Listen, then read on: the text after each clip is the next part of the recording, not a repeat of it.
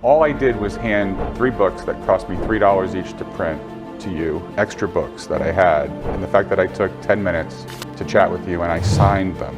And took a picture with me, and were so kind. 9 minutes, 10 minutes. I mean, we didn't spend 3 hours together. I spent minutes with you and a couple dollars, and you were touched by that. And I was. So the key to life, I believe, is finding things that cost you very little, but are very meaningful to other people. Oh, so important. Find things that don't cost you much, that mean a lot to somebody else.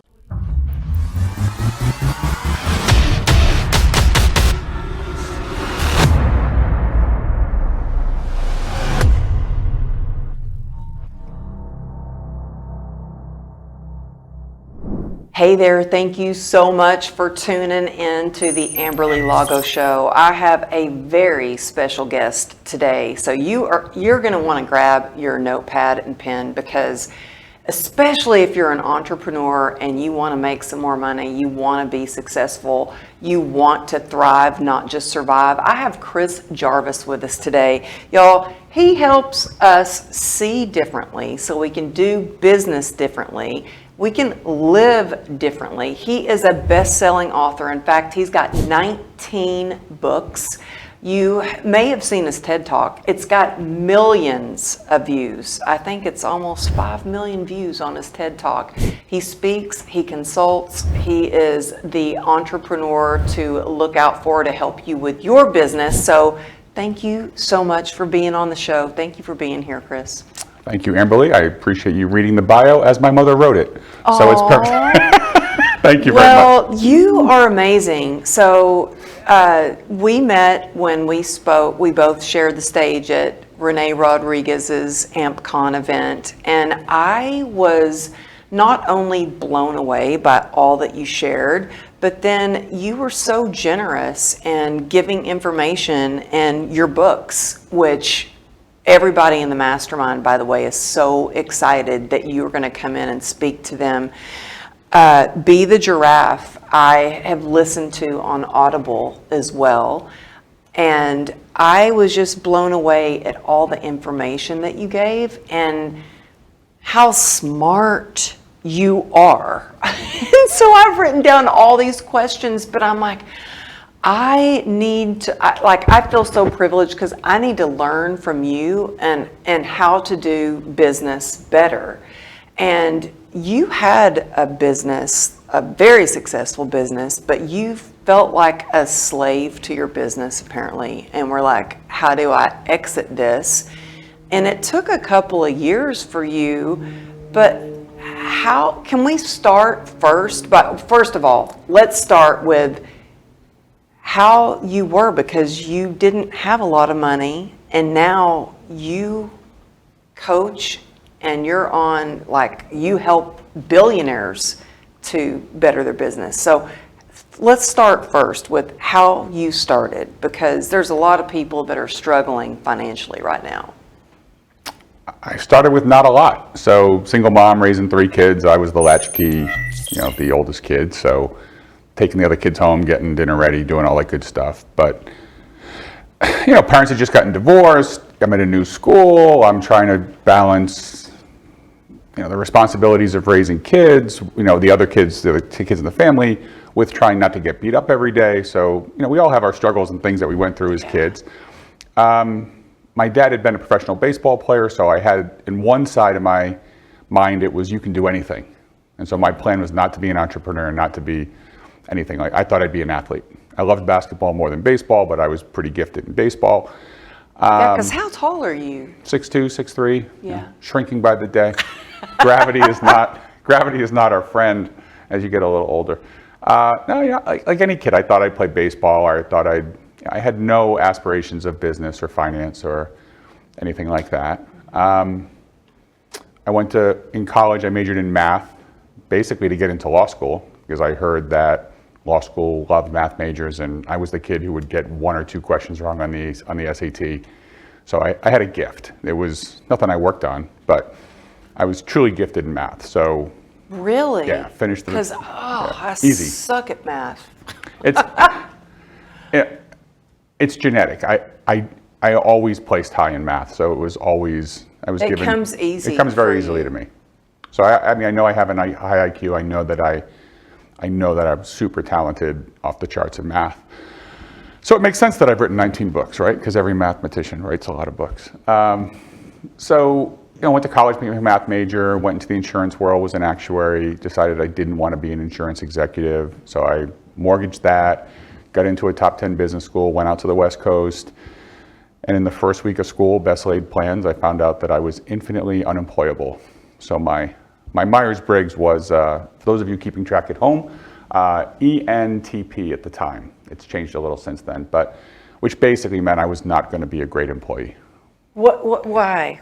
What does that mean for people listening that are like, I don't know what that Myers-Briggs Yeah, is? so there's extrovert, introvert, there's intuitive, there's sensing, there's thinking and feeling, there's perceiving and judging. There's just different, and each one of those 16 different combinations has some, has a certain avatar stereotype. Yeah. And this one was the person who's going to want to do things themselves, is going to question things, is going to just not really fit into a box very well. And so I thought, great, now I've given up my executive career in insurance. I've gone back to business school. I borrowed a lot of money. I thought I was going to take a job. And now I have to now I have 2 years to figure out what business I'm going to start. And that was a bit of a surprise. So I dove into that and ended up meeting somebody who was from my hometown of Providence, Rhode Island. He had just written a book for doctors. We started a company that changed so many times. It was a pharmaceutical ad agency trying to help pharmaceutical companies get in front of doctors because there was a malpractice crisis. So we're helping people protect themselves from lawsuits. Then we thought, the same legal tools will also be good for estate planning. So we became an estate planning law firm marketing machine. Then we became a financial marketing machine. Then we became a financial firm. Then we had 70 offices around the country. And all these things happened. You had 70 offices around The country. the country? Yeah, we had 18,000 doctors actually called us. Oh my God. So for those of you who think nobody likes your business plan, our business plan was a finalist in business school. We were the only company that was operational and making money. In my class, I was the only person to actually launch a business. Wow. One of my classmates, Susan Wojcicki, who just passed away, they started Google in her garage and she ended up being the CEO of YouTube. But her entrepreneurial journey started much later. Wow. But in school, we started a business and we didn't win money. Every other business plan won money. We didn't win money when we needed it. Mm-hmm. And which really upset me, and I had a chip on my shoulder for a long time. But people said, you'll never get to the doctors. But we were writing financial articles in medical journals that were being delivered to every doctor's office in America. And we'd be the only financial articles. So when there's a lot of ophthalmology articles or gastroenterology or cardiology articles, there'd be one financial article. Guess what happened? All the doctors read it. Wow. And they would call us, or they would write us, or they would do, this is way before social media. This is 96, 97. Oh my goodness, you were already doing this in 96? You must have been January of 97. You were a baby. 26. Oh my goodness. 26, and I was like, this is what I'm going to do. But the business kept changing, so people said you weren't going to do it. We found paths, and then as we talked to people, we realized the big thing about asking questions is paying attention to the answer. And so when we would be in rooms with pharmaceutical companies, with doctors, at hospitals, at medical associations, I just had a knack for paying attention to what was really going on. Pharmaceutical companies needed to get in front of doctors so they could detail them about the drug so that doctors would prescribe the drug. The medical association people were overworked and underpaid. And so they often needed somebody to write their newsletter because they were so busy running around getting a meeting set up or doing something that we said, well, we can make this easy for you. We have articles. Well, see, I think I want to stop right there, and that's so important. I have people that I coach and people in my mastermind that they don't like social media. And I'm like, social media is your opportunity not to just connect, but you get feedback and you learn what your audience needs. And I pay attention to whether it's my story or whether it's a post I'm doing, what are people resonating with? What are people asking questions about, and that's all feedback. And it's really helped me go from when I first started on social media, I talked so much about like chronic pain and complex regional pain syndrome. And then it has really driven me into what I have true joy about, which is entrepreneurship. And that's why one of the reasons I'm so excited to have you on the show, because you are like king of just helping people with their companies, with their careers. Were you doing this, and this is the company that you were like, okay, I need to exit out of this? No.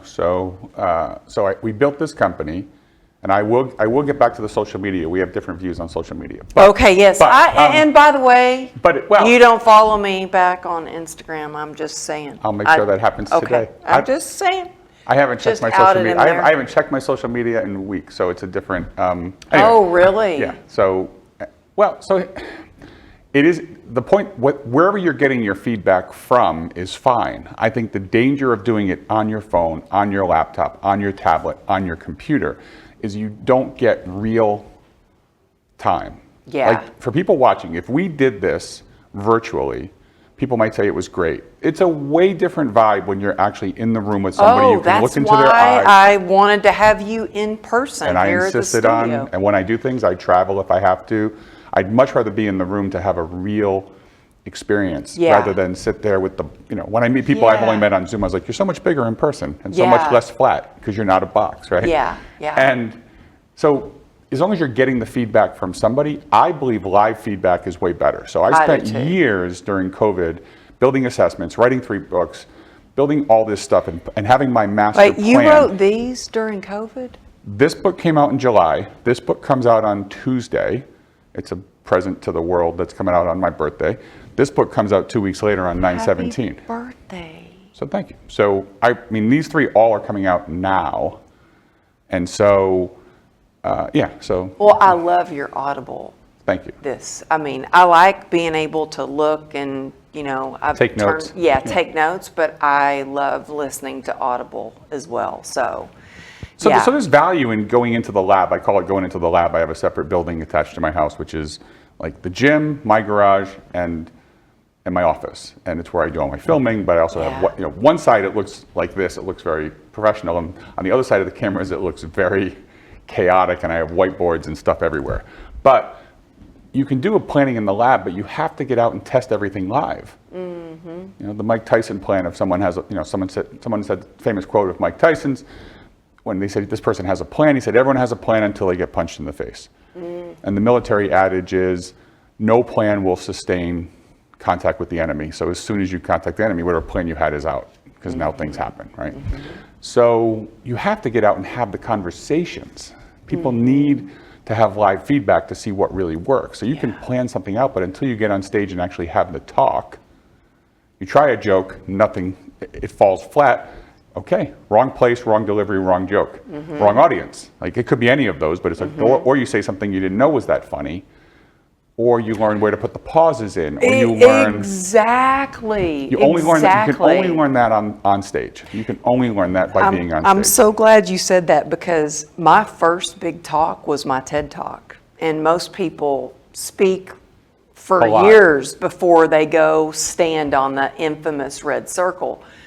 That's impressive. I remember my first big talk was my TED Talk, and everybody else had a PhD except for me. I was the only person that didn't have a PhD, and it was a big one. It was for the Berkeley 10th year anniversary, which was a pretty prestigious stage. And I remember getting on stage and saying my talk in front of people for the first time, and when I showed a slide and they all gasped and they all laughed, I was like, oh, like you could feel the room. I'd never experienced that. It's so different when you do it in person. And yeah, your TED Talk, by the way, has almost 5 million views. That's a lot. Yeah, you're famous. Thank you for being on the show. Hardly. Well, So the reason why the talk is called Surviving Ain't Thriving. That's a great title, by the way. Thank you. And I wish I would have known more to create a better title for my talk, because, Comes a time. yeah, maybe You do I'll enough do it talks and anyway. you do enough. Like, it was your first big talk and you're complaining that you didn't perfect it. You did great. But the Surviving Ain't Thriving, that whole idea, the story behind that TED Talk was a friend of mine at London Dairy, who put this together, Gary Doherty, who runs Think Network, and he's a wonderful entrepreneur and coach out in Ireland. He said to me, I'm giving up my TED commission. Like, I'm going to stop doing TED Talks. You can be my last one. I said, okay. He's like, you won't have to apply for it. I'm happy to do it. It'll be great. I said, fantastic. He said, you have 9 days. I said, 9 days to write a talk, deliver a talk. Okay. No pressure. No pressure. And I had just come off stage. I had just done 2 days, 16 hours in $1 million advisor boot camp. So I had just done 16 hours of content. I was like, I got to get 16 hours down to 16 minutes. He said, no, you have 12 minutes. I said, oh, lovely. Okay. Yeah, that's what it was. So we'll go a little further. Yeah, that's what it was for me. 16 minutes went to at the last minute, they said, actually, no, you have 14 minutes. And I was like, okay, let's do this. That's right. Not so pregnant pauses. You have to cut all the, yeah. But yeah, so it's, but the reason isn't necessarily the delivery I think the title, the fact that it resonated, that people feel like they're surviving. They're so focused on being canceled. They're so focused on not being bought. They're so focused on the negative feedback on social media. That's the reason I don't like social media. It's very easy for somebody to be mean. I don't mind constructive criticism. I like constructive criticism. And I got to a stage in my life where I realized that I also don't have to agree with all of it either. Yeah. Sometimes it's, okay, I appreciate that's your position. I can't please everybody. Yeah. I know that some people aren't going to like my stupid shirt. They're not going to like my bald head. They're not going to like my shoes. Like, it's fine. Like, you can't account for everything. Yeah. And if you try desperately, there's another book, a previous book to these three, called 6 Secrets to Leveraging Success. And there's a chapter, Stop Being Beige. And it's the idea that if you take 10 people and you ask them for a color, for a wall, for a couch, for a rug, you will always get beige. Because nobody loves it, but nobody hates it. Because you might say pink. Someone's like, I don't want pink. So people will pick the thing that's safe. So the problem is when you get into big group speak, everybody goes to safe, nobody goes to exciting. I think about you really share how to stand out. I try. And how to be different in your business. And that takes me to, I want to go right into Be the your Giraffe? book. Yeah. Be the Giraffe. So at first people are like, be the giraffe, what does that mean? I love how you use the giraffe as like an example of how to be different in your life and your business and all that you do. So what was that aha moment that made you go, you know what? I'm going to be the giraffe and I'm going to teach other people how to be the giraffe. What was that? I spent a lot of my life looking for an explanation. So I've been asked a couple times, what advice would you give a younger self? And my advice is, and if it's on a panel, I will always grab the mic quickly because I've done this more than once. And it's to stop trying to fit in. Stop looking for the box, the title, the frame, everybody wants to belong, right? That's part of belonging. But I heard Brene Brown say that the opposite of belonging is fitting in. And that belonging is you're accepted for being who you are. Fitting in is you change who you are in order to meet some other group's norms. Yeah. And I thought that was brilliant. I just heard that 2 weeks ago, so obviously that was long after I'd already adopted this whole story and this whole brand. But for me, trying to figure out who am I? What is it? I always like metaphors. I love telling stories with metaphors and images, and because they just seem to land better. And I could never find the metaphor for me. And so when I got kicked out of a company I started, so the one that I started talking about earlier, we grew it to a company that was managing $300 million in assets. The partners were taking out $750,000 a year. I went through a divorce, lost everything. The lawyers took everything. And then my partners kicked me out of a company that I had started. Oh, God. And I had no money to defend myself. Oh my gosh. Yeah, like, I okay. got sidetracked and we No, it's totally okay. So, missed but that. when they thought I had nothing left, and they're like so much so that they're like, we're going to try and put him out of business, bankrupt him, ruin him, because they thought that there was no situation where I would add any value to them. And this is in 2010. I did a deep inventory of, do I have anything left? Am I washed up?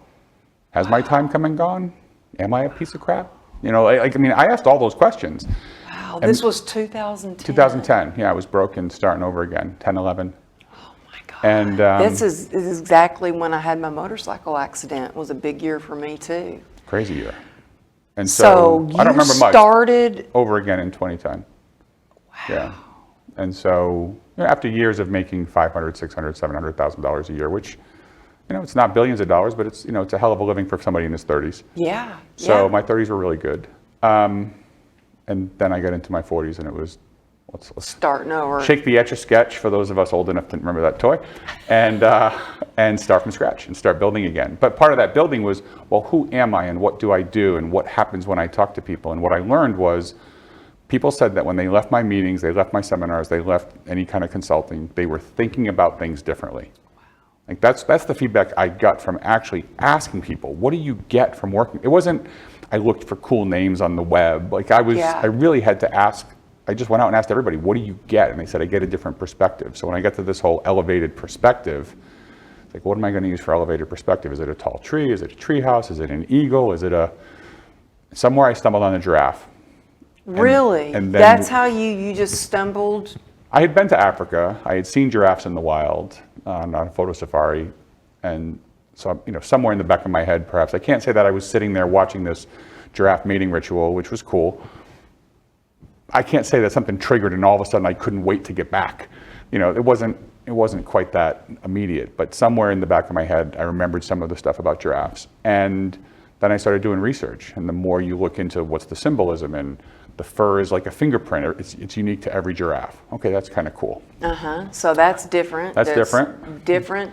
The biggest one is the neck, obviously. Yeah. So predators and prey, predators try and eat the prey. So they've evolved to be one, so they can kill more easily, whether it's big fangs or claws, or they hunt in packs, or they have night vision, or whatever tigers and lions and other animals have. The prey have all learned how to protect their neck. Some have shells, some have quills, some have poisonous secretions, some have patterns that you can't see them in a herd where, you know, where one begins and one ends, like the way the zebra will kind of blend together. Yeah. Some can burrow underground so you can't get to their neck. Some can climb trees.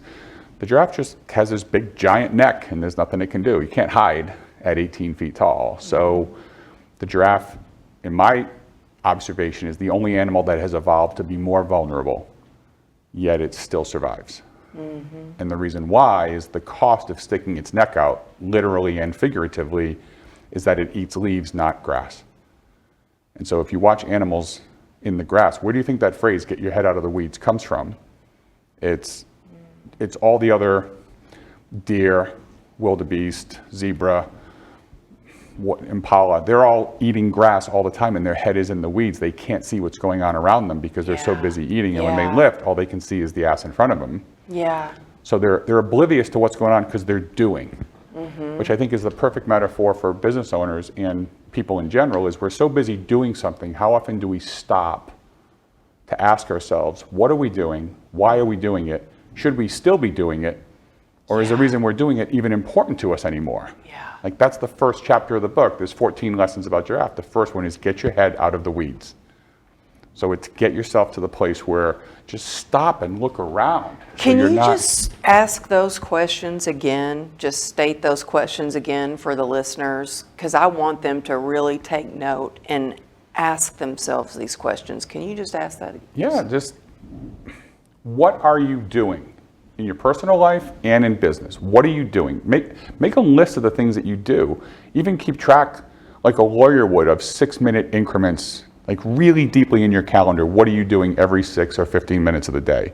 And then you ask yourself, why do I do this?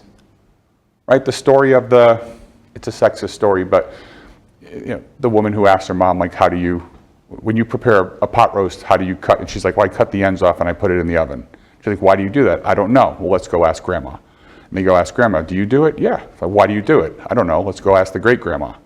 why do you cut the two ends of the pot roast off before you put it in the oven? She's like, because I had a really small pan. So sometimes we just do things because we've done them. It's important to really think stop and think, does this still serve me well? And maybe it doesn't. And if it does, then you're reassured that I'm doing something well. But that moment, the first chapter, get your head out of the weeds, is what do I do? Why do I do it? Does it actually give me what I think? Do I get out of it what I really want? And does it still serve me? I had a lunch yesterday with a former partner of KKR, very high level person making a ton of money, who just quit and wanted some more purpose out of life, didn't just want to work to make money. And he's on a bit of a journey to see what he wants to do next. And he said, I got to figure out what I want to do next. And I said, I asked, can I offer a different question for you to ask yourself? He was very open to it. I said, ask what you want to get out of what you do next. Because he could go do all the things. He's a very successful private equity partner. He could go raise money, build companies, sell companies. But the question isn't what can you do? The question is what do you want to get out of what you do? So that question is going to become, it just came out of my mouth at lunch yesterday, and here it is to you. What do you want to get out of what you're going to do? That's the question. Because it isn't, the thing is just, you do something. Why do you do it? So you do a podcast. Why do you do a podcast? Like, well, obviously, you have your own answers, but reasons people might do a podcast is, I want to reach more people. I want to get to know people and introduce people so I have a chance to talk to them live so I can build a connection. And, there could be a number of things, but at least know what are you doing and is it working? And then compare it to other things you could do and how much they would cost. Because obviously studio time is very expensive. So you start figuring out, well, I could do a podcast, or I could be a guest on other people's podcasts, or I could go on the speaking tour, but then I have to be on a plane all the time, and that might not be great. And just figure out what is that thing. So I just think if people don't ask, they often see things and we get sucked into, I saw somebody do this, I can do this, I'm going to go do it. And there's not a lot of thought given. I think it always works best when you have a reason, like what is your why, focusing on why you started in the first place. Because I know sometimes I'm tired. I live with chronic pain daily. There's a lot of people that don't even realize that I'm in chronic pain all the time. And I don't even like to own that. I don't like to talk about it a lot, but what helps me is to remember why I started and what my intentions are. And that's what keeps me going, to have that purpose, but to always tap back into why I started. Because there's times I'm tired and I'm like, oh, I do not feel like posting today, or I don't feel like flying to that city to go give a talk. But it's like, why? When I focus on why, it helps me get through the how. And after when we take a break, and y'all, we are gonna be, let me look at this camera. We are gonna have 2 episodes. He's got so much wisdom to share. This is the first time I've ever done this, that we're gonna have this episode, and then you will also hear from him next week. And I'm gonna show you a video, because I got kissed by a giraffe. Just saying, and it was pretty recent. So I gotta show you this video. But giraffes are they're majestic. And I love that you describe how their fur, everyone is different. It's like a fingerprint. But I want to get back to the vulnerability part, because you talk a lot about how that vulnerability can actually strengthen your connections in business. And Absolutely. I think that there's a lot of times in business that a lot of ego gets in the way, and you don't want to share that when something's wrong or something's not going right. You don't want to open up and be vulnerable. Can you speak a little more on how you discovered how that vulnerability can strengthen your relationships? Yeah, I've done a lot of speeches, and I don't know, more than 500, it's less than 1,000, but it's a lot. But when I started at 26, I was trying to get people who were 40 and 50 and 60 to trust me with their money. So I had to show off what I knew. because no one in their right mind wants to trust their financial future to someone half their age. Yeah, yeah. For good reason, mind you. Yeah. So you couldn't have told me that when I was 26, but I had to prove that I was smarter than everybody else. So that was the path that I learned so much. I really dove into learning about the material, the tax, finance, business building, selling, legal structures. I know this stuff so well because I had to, right? I mean, I had to know the stuff. But I remember doing a talk and meeting someone in the audience who came up and had a bunch of questions for me. And I answered the question. And this is when you were 26 years old? No, I was much older. I was probably in my 40s, and I spoke as a keynote. I think I had won an award. I do a lot of financial work for clients, and sometimes there's investments, and sometimes there's insurance, and sometimes there's legal work, and sometimes you sell a company, and there's a lot of pieces to it. But I'd worked with a couple really big companies where I did really, really large insurance transactions, like making millions of dollars. Wow. And one client made me the #1 salesperson at one company. It's happened 3 or 4 times. And so there's like 9,000 salespeople. No big deal. So anyway. Well, it was one transaction that I just happened to do something, but I'm playing. I'm playing in a different. These other people are working very hard every day trying to sell a couple policies a week, and I just happened to sell one. It just happened to be really, really big. So I was speaking because I had done so much. They wanted me in front of some of the salespeople. So I did a presentation. A young man from California came up to me and we chatted, and he had some questions, and I was happy to give him some advice, and we exchanged numbers, and he didn't call me. And I was just odd because it seemed like this kid was in a place where I think his mom was sick and his sister was special needs, and he was taking care of. It was a heartwarming and heartbreaking story, and so I really felt for the kid, and I wanted to help him. And after he didn't call me for a while, I just picked up the phone and called him because I always have a response for him at every speech because I want to know how I did, but I also want to get the contact info, and I exchange it for a free gift, a book or something. And so I looked up the kid, I called him, no answer. Called him, got sent to voicemail again, called him another time. I was like, all right, third time, I'll just give him one more shot. And he picked up and he was uncomfortable. And I just said, what's up? And he said, I just don't even know what to say to you. You're so unrelatable. And I get chills just in that moment saying that, because I thought, I'm trying to be helpful. And this kid is saying, I don't even want your help because you're so unrelatable. I can't be you with the mathematician and the MBA and finance and the books and all the other stuff, that I realized, wow, that the bio part that gets people really excited, and then you go upstage and talk about how effing fantastic you are.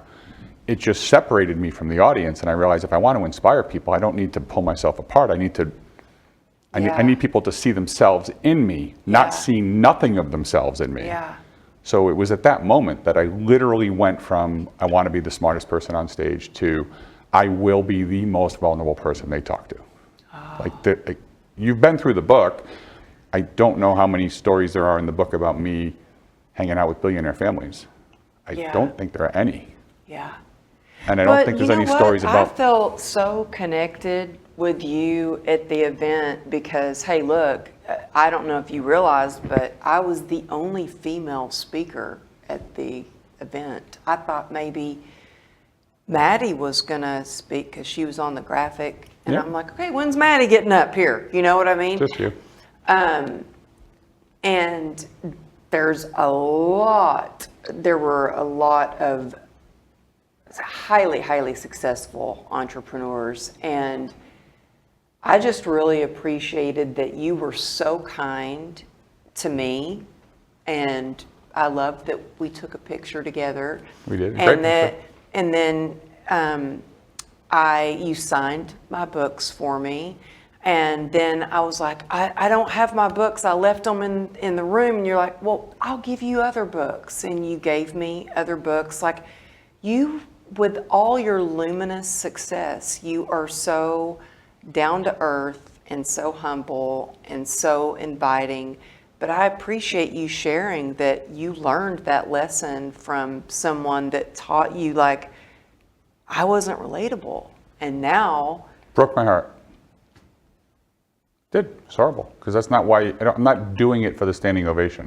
Yeah. It's nice to get one. Yeah. But Do you know at Renee's event, I was walking off stage, he goes, Amberly, turn around. You got to stand. You got to in enjoy ovation." this. And I was like, oh, wow. Like, I wasn't thinking of Just that. like your TED Talk. Yeah. Right. Yeah. Yeah. Yeah. But this is for the audience. All I did was hand 3 books that cost me $3 each to print to you, extra books that I had, and the fact that I took 10 minutes to chat with you and I signed them. And took a picture And with me. And were so kind. 9 minutes, 10. I mean, we didn't spend 3 hours together. I spent minutes with you and a couple dollars, and you were touched by that. And I was. So the key to life, I believe, is finding things that cost you very little, but are very meaningful to other people. Oh, so important. Find things that don't cost you much, that mean a lot to somebody else. So like taking a picture, giving a book, handing something out, doing something. I was at a big dinner this past week, and some of this comes from my mother and my father for sure, who were extremely gracious people who took wonderful care of everybody and didn't tell anybody. I didn't even know that my dad was, like when my parents were divorced, on holidays, if I was with my mother, so he would spend every Thanksgiving in a soup kitchen, feeding people because he didn't have anywhere to go. Wow. So he would do that. But he didn't tell people he went there, he just did it. Mm-hmm. And my mother's still super gracious to this day with everybody. And I'm at a table and the gentleman across from me broke his elbow. And we're at a dinner, like very much like the dinner you and I was on a panel just very similar to the one that I was at with you. The group was probably a similar size, maybe a little bigger. And I just watched this man struggling to cut a steak. And just said, can I cut that for you? Or can I help you? And he's like, no. I said, no, really, can I help you? And then I walked over and just cut his steak like I would have from my 6-year-old. Yeah, yeah. And like the people looking at me it's like, the guy can't. Would you rather he eat it with his hand? Like it was just such an odd thing. Maybe anybody who's a parent, I would think you'd think to do that, but for whatever reason they just didn't. But you are so. And now thoughtful. I'm on his show Monday live. It's like, but he'd already asked me before I cut his steak. But but there's just a moment of just if you can do something for someone. Yeah. I've started the whole way over tipping thing, where they have these tipping dinners where everybody puts in $100 and you just change the life of your. Yeah. So you have the thing, you tip 20% to the house because they're going to split it, but then it's $100 cash to from everybody at the table to the hand it to the waiter or waitress. Yeah. And do you know who Jimmy Rex is? You're the second person who's suggested introducing me to Jimmy Rex. Yeah, he's a great guy, and he does that. And same thing. Yeah, he's. It's a beautiful, he just little records things. it, and it's just beautiful to watch. Right. Okay. So we are going to take a little break from this episode. We are going to go dive in deeper to everything about Be the Giraffe on the next episode. I'm just so glad to have you here and to let people get to know who you are and what you do and the kind of person you are. You're amazing. So y'all stay tuned. Listen to the Amberly Lago Show. If you know what, it's the Chris Jarvis on Instagram, or is it just Chris Jarvis? Or it's Chris Ray Jarvis, which is a long, funny story. Okay, we'll get into that. We'll get into that. But yeah. Chris Ray Jarvis on Instagram. ChrisJarvis.me is the website, and there's a whole lot of resources there. Yeah, and I'll have all the links for you to read his books, 19 books in total. Y'all have to check out his TED Talk and take a screenshot and tag us. And when I see that, I always reshare it in my story. And thank you for tuning in. We'll see you next week.